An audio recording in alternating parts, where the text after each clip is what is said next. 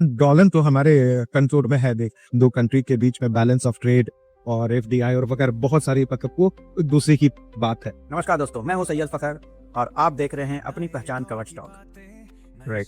तो सर, अभी जैसे आपने एजुकेशन की बात की, एजुकेशन में आजकल जो ट्रेंड चल रहा है बाहर भेजने की, बाहर भेज करके हम यूरोप भेज के बच्चों को पढ़ाएं। अगर स्कॉलरशिप मिलता है तो बेस्ट है, अदरवाइज बहुत ज़्यादा बर्डन हो जाता है क्योंकि डॉलर्स की रेट भी तो बहुत इंक्रीज और तो इसके लिए क्या करना चाहिए हमें कि डॉलर को भी हम बराबर लेकर के चले और बच्चों का फ्यूचर भी सेफ रहे। सर, डॉलर तो हमारे कंट्रोल में है। देख, मतलब ये तो बहुत सारे मतलब मैक्रो इकोनॉमिक पर्सपेक्टिव पर डिपेंड करता है। दो कंट्री के बीच में बैलेंस ऑफ ट्रेड और एफडीआई और वगैरह बहुत सारी मतलब वो दूसरी की बात है।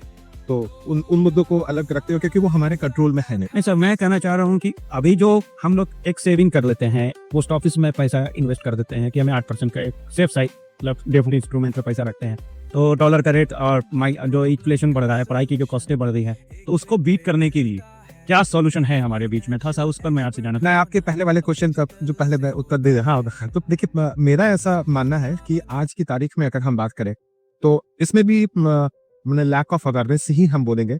इंडिया में बेहतर नहीं बेहतरीन इंस्टीट्यूशंस हैं, मतलब हायर एजुकेशन इंस्टीट्यूशंस हैं। अगर ऐसी कोई बहुत ज्यादा बाध्यता मतलब कंपल्शन ना हो अगर तो फिर आपको विदेश जाकर के पढ़ाई मतलब ग्रेजुएशन या पोस्ट ग्रेजुएशन लेवल पढ़ाई करने की वैसी कोई बहुत ज्यादा जरूरत है नहीं।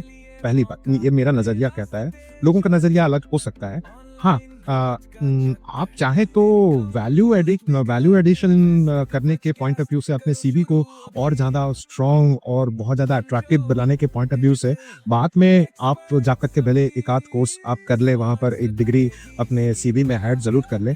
लेकिन हमारे यहाँ पर आईआईटीज हैं, आईआईएम्स हैं, इंडियन इंस्टीट्यूट ऑफ साइंस है, एमिटी जैसे इतने बेहतरीन इंस्टीट्यूशंस हैं।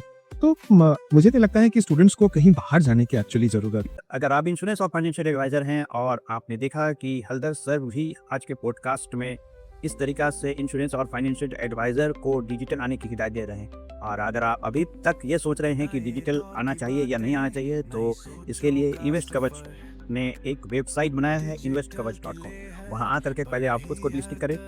आपके पिन कोड वाइज आपको फ्यूचर में इसमें बहुत ही सपोर्ट मिलने वाला है। आइए इसमें आप आ करके फ्री लिस्टिंग करें। वेबसाइट का लिंक या फिर फॉर्म्स का लिंक आपको बायोस में या नीचे डिस्क्रिप्शंस में मिल जाएगा। आइए आकर के यहाँ पर आप लिस्ट करें। Thank you.